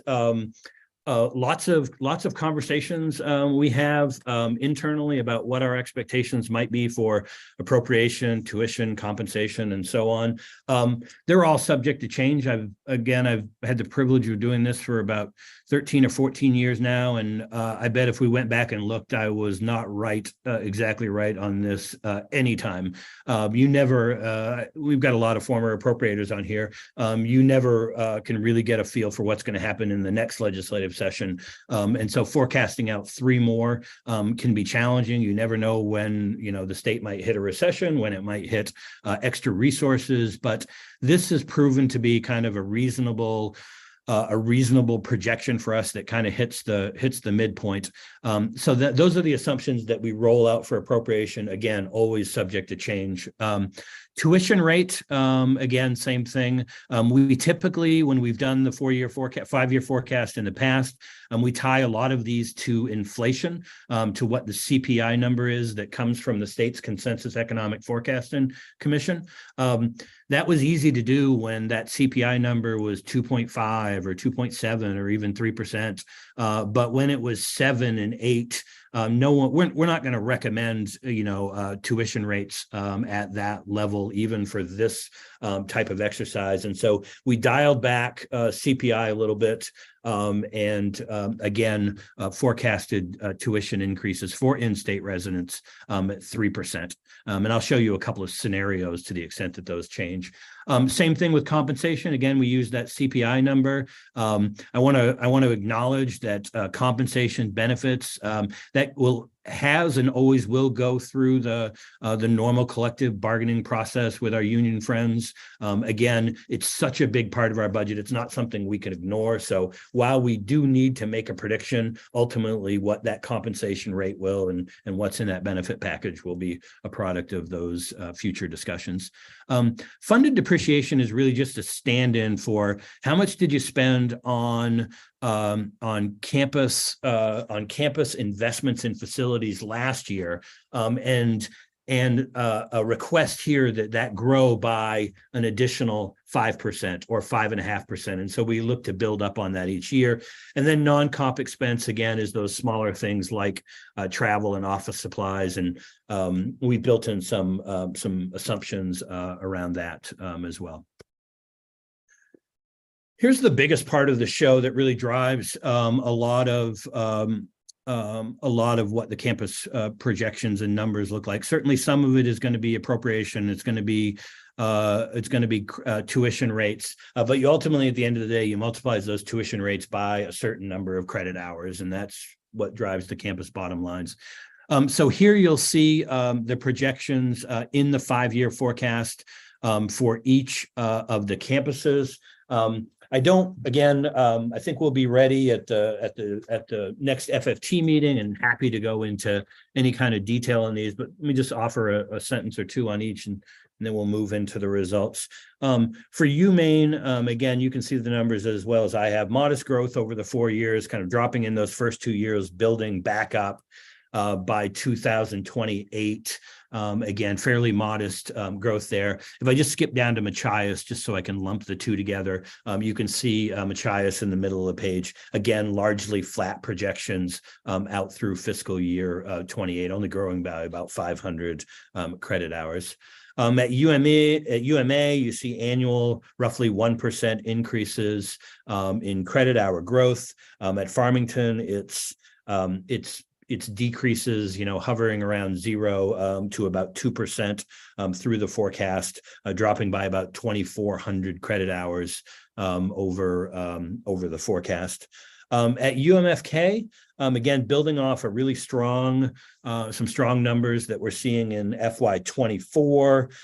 So forecasting a growth of about 10% increase in new students each year. Important to note, this, but 10% increase at Orono is different than a 10% increase at Fort Kent. So at Fort Kent, that is 15 students. So I don't want to minimize that. I don't want to pretend that's easy, but I also want to acknowledge that a little bit of really good work on the ground at a campus like that can really move the needle quickly, and we're encouraged by some of those early results. Also, a note in the Fort Kent numbers. And we do have this kind of detail in the backup materials. It also includes the new graduate program in nursing, which adds over 500 to 600 credit hours just in the next couple of years based on those projections. So some strong numbers there. At Presque Isle, it's a really interesting story if you dig into the numbers. Largely flat for traditional students, in-state students, out-of-state students. But what you see here is the increase in AP and your pace, 136% increase in credit hours over the forecast. So when you layer that on top of largely flat on-campus populations, it gets you some pretty significant increases in credit hours, and you can see those played out over on the right. At USM, clearly you can see that there, the steepest projected drop in credit hours we have in the forecast, fairly consistent between 3.5% and nearly 5% drops in enrollment. It reflects both drops in-state and out-of-state credit hours are both projected down by more than 20% across the 5 years of the forecast. I'll say it's driven by a couple of specific things. I think one is the new president's approach to a more realistic budget based on conservative credit hour projections. We've had at least in recent history, a number of years of over projecting credit hours at USM and then walking those back with reserve transfers at the end of the year. I think the president has taken, as I said, a more conservative approach here. I don't think any of us, including the president and conversations we've had, is suggesting that this is going to be the new future. Just again, left on its own without making changes, this is the kind of stuff that happens over a 5-year period. So I know the president is aggressively working with her team to turn those numbers around. And then at the law school, you see largely flat credit hour growth there, a couple percentage points over the course of this first couple of years, and then flat projections out through 26, 27, and 28. So let me show you what the numbers look like then when you run these through our model. And let me just pause quickly just to thank David Jones, who works in our office, and all of the CBOs who put this data together. So I'm just going to show you one page on a dashboard here in a couple of minutes, but there are tabs upon tabs upon tabs of information that campuses and the teams put together that allows us to run some scenarios. So if we want to see what these credit hour projections look like, if we dialed it back a little bit, if we were able to increase retention by a percentage point, we can see that kind of information. So I want to acknowledge all of that hard work that went in behind the scenes. So let me start just again, I'll go through these quickly, campus by campus, and just point out a couple of things. So this up here, if you can follow my cursor, you'll see the annual kind of what the annual numbers look like. So recall, just again, last month you approved a budget for Orono and Machias that had about a $7.4 million deficit, was balanced with the reserves. That was part of a 3-year plan that is pretty consistent with the numbers that you see here. Eventually, ideally, getting into surplus territory when you get out into 27 and 28. It's always critical when we're talking about numbers at the system level, given the varying sizes of our campuses, to put those numbers into perspective. So again, a $7 million gap at Orono is manageable. It would be much more difficult at 4 to 5 of our other campuses to deal with a deficit of that size. So we include the gap or the surplus as a percentage of revenue. Typically, we like our campuses to fall in that 2% range. When you get much over that, especially if you start approaching double digits, then that's when we're having really difficult conversations. Next up again, sorry, I gotta move some faces here. Next up, again, UMA, you'll recall just modest credit hour increases there. No deficit in FY24, and projecting a modest surplus as a percentage of revenues moving forward. Again, note here in the campus details, there is an E&G and an auxiliary component to these. Auxiliary, when I show you what the system totals look like, is looking much better than what we're going to see on the E&G side.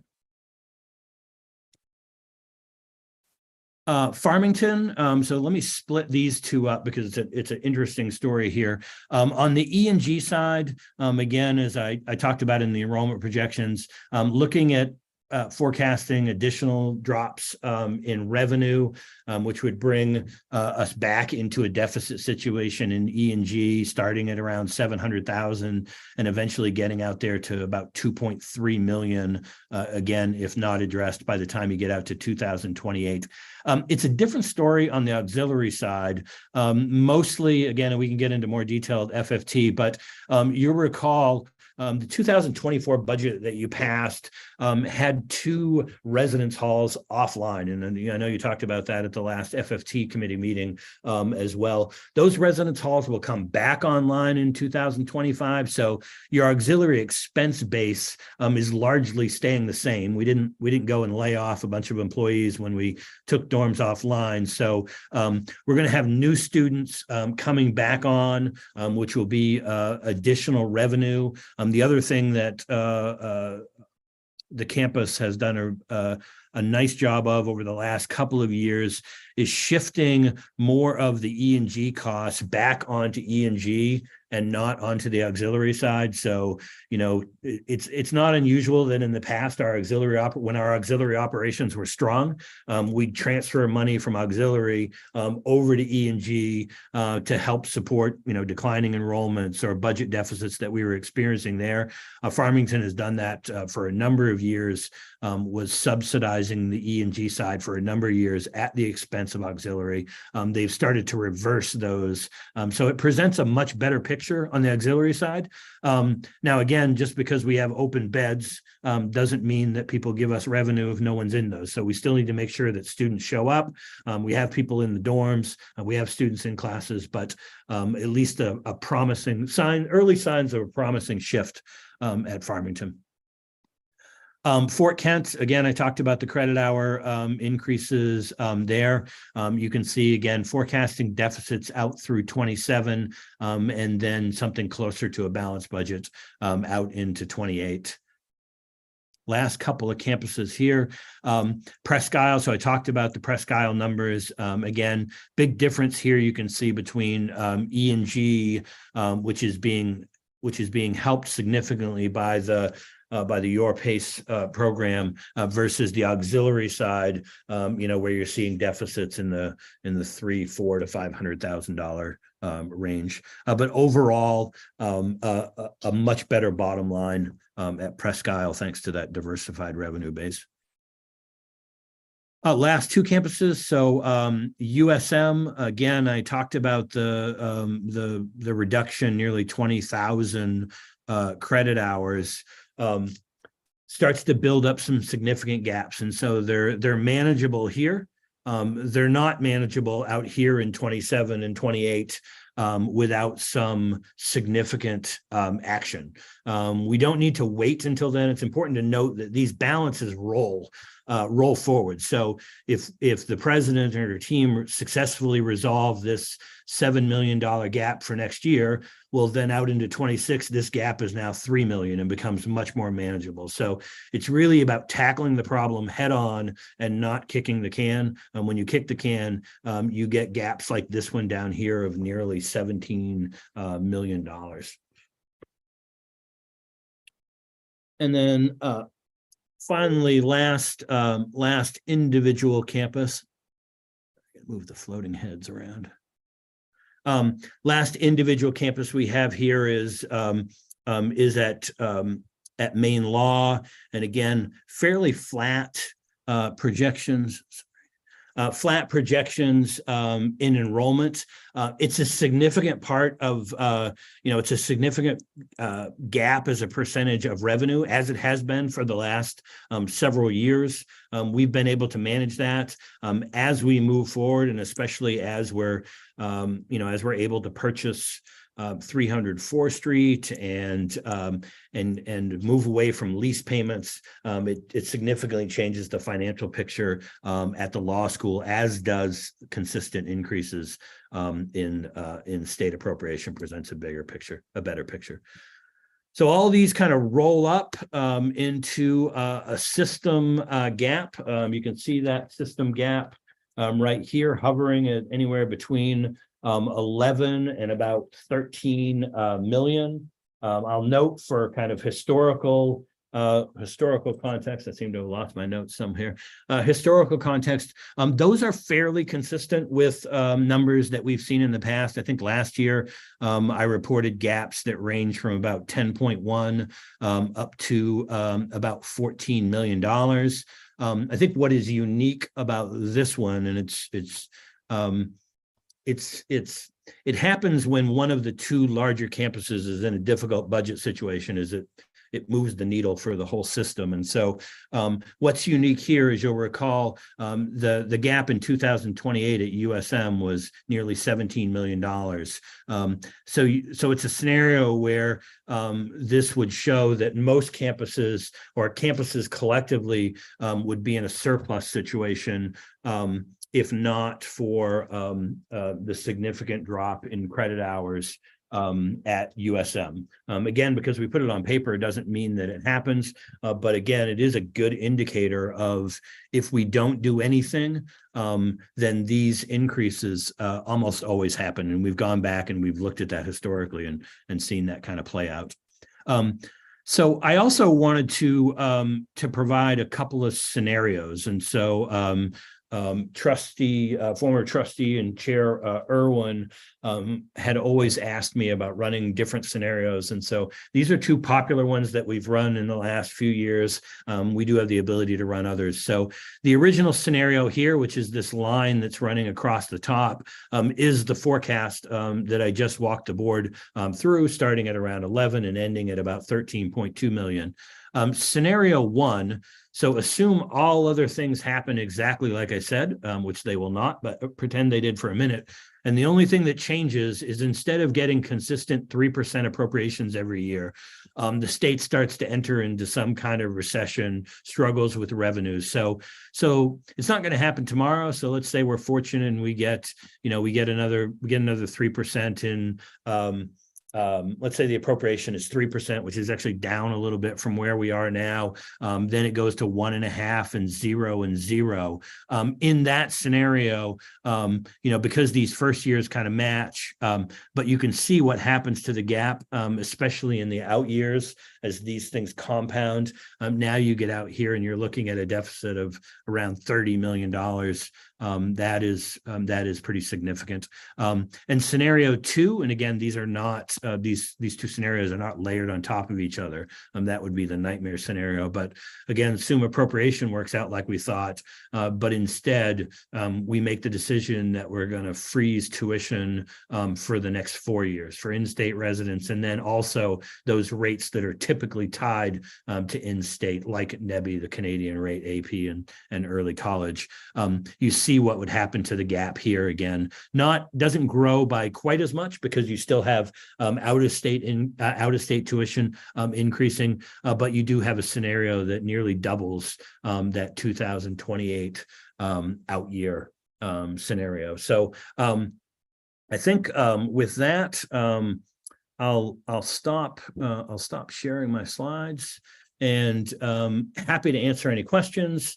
And again, would just note, we do have the ability, and we'll be happy to do this at the FFT meeting, to run additional scenarios. And we can show you scenarios where if you were paying careful attention there, you saw the benefit rate pop up pretty substantially out into 2027 and 2028. That's a product of some changes that we made a few years ago. We're realizing the benefits of those changes now. It's keeping the benefit rate down, but we're going to lose that benefit. We're going to lose the benefit of that benefit rate decrease in a couple of years. If we were able to bring that rate from 54% down to 52%, it's not as easy as me just plugging into a spreadsheet, but if we were able to do that, we save about $6.5 million a year. So we are prepared to talk about some additional scenarios, but I'll stop there and happy to answer any questions, Madam Chair. Thank you. Let me say, this is a draft. This goes to FFT for a deep dive in August. So in the interest of time, I'm concerned that we just raise any questions that FFT has to consider, and I would just add two. And that is, I think it's really important that we better understand the enrollment projections behind this and look at the historic enrollment projections and where actual enrollment is, so that we see what that is. And secondly, given that the board and the strategic plan commit to balanced budgets without system reserves, I'd like to see where the campus reserves are at this point and what we expect those to look like for the FFT. Absolutely. Anything else that people would like to see in the FFT review? Trustee Alexander? Yes, I think the projections about filling all of the 2 renovated dorms at Farmington is a little dicey to me. And I think that ought to be explored in more detail as to the implications of not having that happen. That's related to the enrollment projections, right? Trustee Flood. Thank you. I just think it's very powerful and helpful. The truth sometimes hurts, but it's really, really nice to have it right there in front of us. And I think the way that's been projected, I guess I'm supposed to be scared, but I'm not. I'm pleased to see that we know what we're facing. And I just think that there's a lot of power in having the data presented the way you present it, Ryan, and particularly for USM, if you're facing that kind of an issue, it's really good to talk about it, you know, and you have a big group of people to work on it. So I think it's, yeah, I'm a little worried about it, but I'm not going to panic because I know it's a great problem to solve, and we'll solve it. So thank you. Anyone else?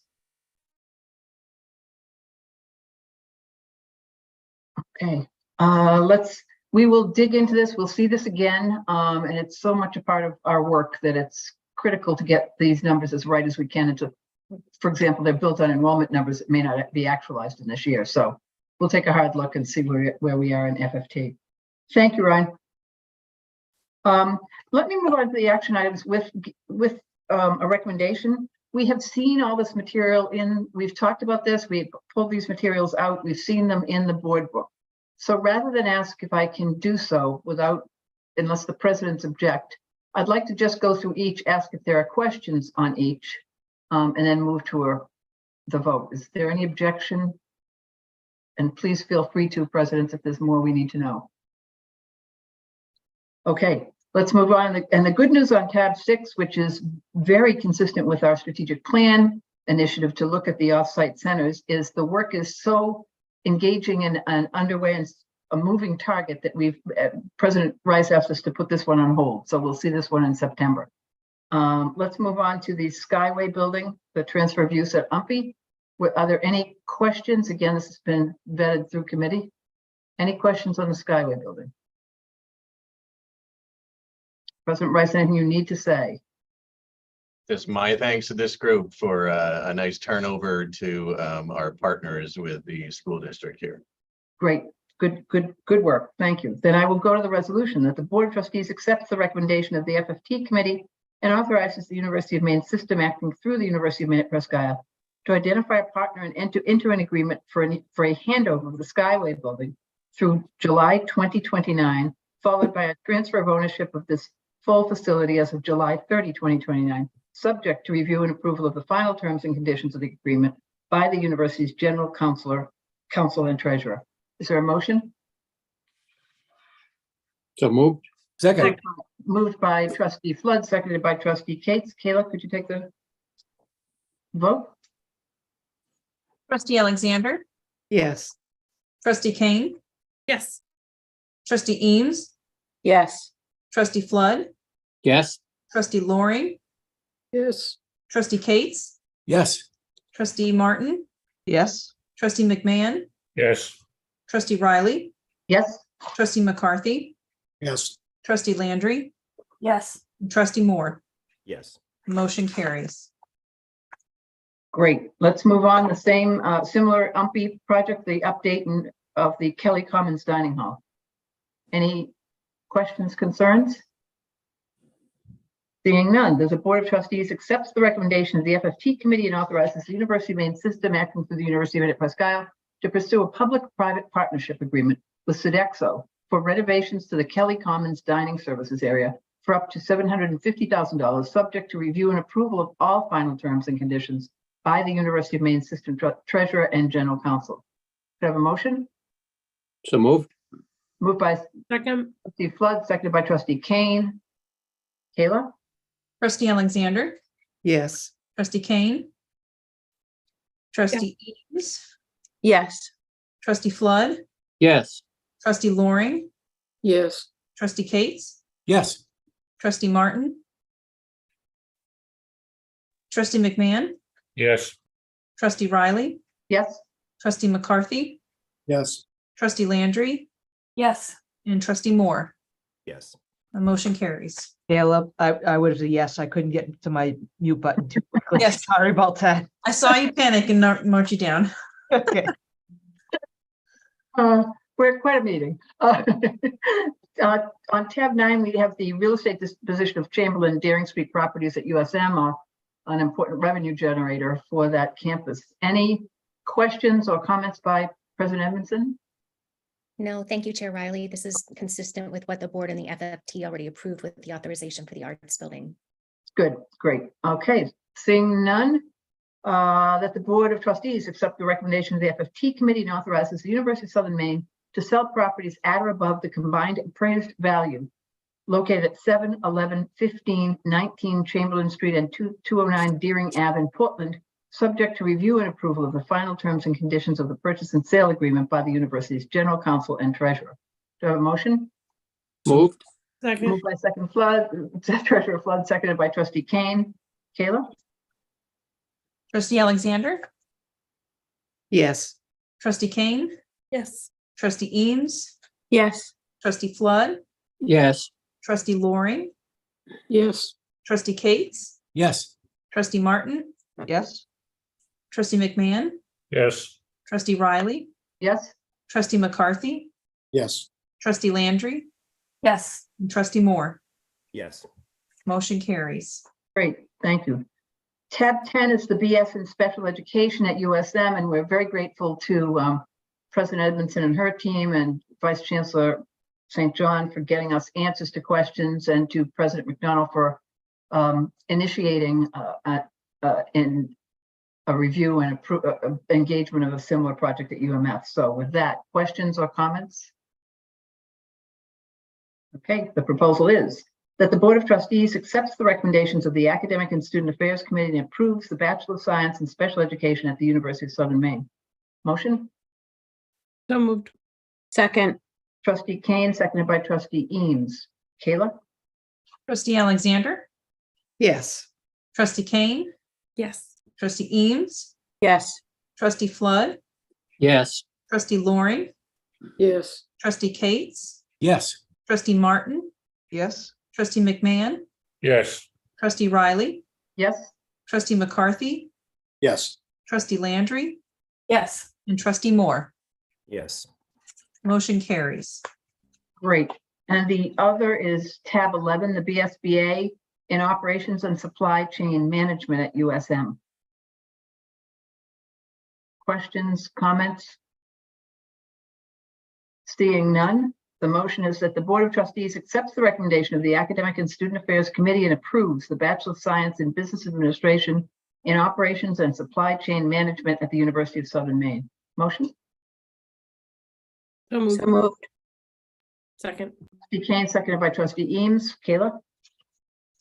Trustee Alexander, Yes. trustee Kane, Yes. trustee Eames, Yes. trustee Flood, Yes. trustee Loring, Yes. trustee Cates, Yes. trustee Martin, Yes. trustee McMahon, Yes. trustee Riley, Yes. trustee McCarthy, Yes. trustee Landry, Yes. and trustee Moore. Yes. Motion carries. Thank you. Tab 12 is the BS in Occupational Therapy Assistant at USM. Questions or comments? Seeing none, that the Board of Trustees accepts the recommendations of the Academic and Student Affairs Committee and approves the BS in Occupational Therapy Assistant at the University of Southern Maine. Motion? So moved. Moved by Trustee Kane, seconded by Trustee Eames. Kayla? Trustee Alexander, Yes. trustee Kane, Yes. trustee Eames, Yes. trustee Flood, Yes. trustee Loring, Yes. trustee Cates, Yes. trustee Martin, Yes. trustee McMahon, Yes. trustee Riley, Yes. trustee McCarthy, Yes. trustee Landry, Yes. trustee Moore, Yes. and the motion carries. Great, thank you. Thank you all. And again, for those listening in the public, these are initiatives we've talked a great deal about, and so it's great to see them come to conclusion and everybody's questions being answered. Tab 13 is the confirmation of boards of visitors appointments. These boards of visitors are really important advisors to the campuses, and the list was very impressive. We've seen that list, and are there any comments or questions about it? Seeing none, that the Board of Trustees confirms the Board of Visitors appointments for 2023, 2024 as presented. Could I have a motion? So moved. Trustee Alexander, seconded by Trustee Flood. All right, trustee Alexander, Yes. trustee Kane, Yes. trustee Eames, Yes. trustee Flood, Yes. trustee Loring, Yes. trustee Cates, Yes. trustee Martin, Yes. trustee McMahon, Yes. trustee Riley, Yes, trustee McCarthy, Yes. trustee Landry, yes, and trustee Moore. Yes. Right, the motion carries.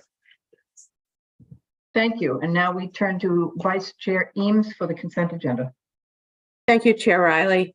I move for the Board of Trustees to approve the consent agenda, including acceptance of the minutes as outlined in the meeting materials and the items as forwarded from the June 14th, 2023 FFT Committee.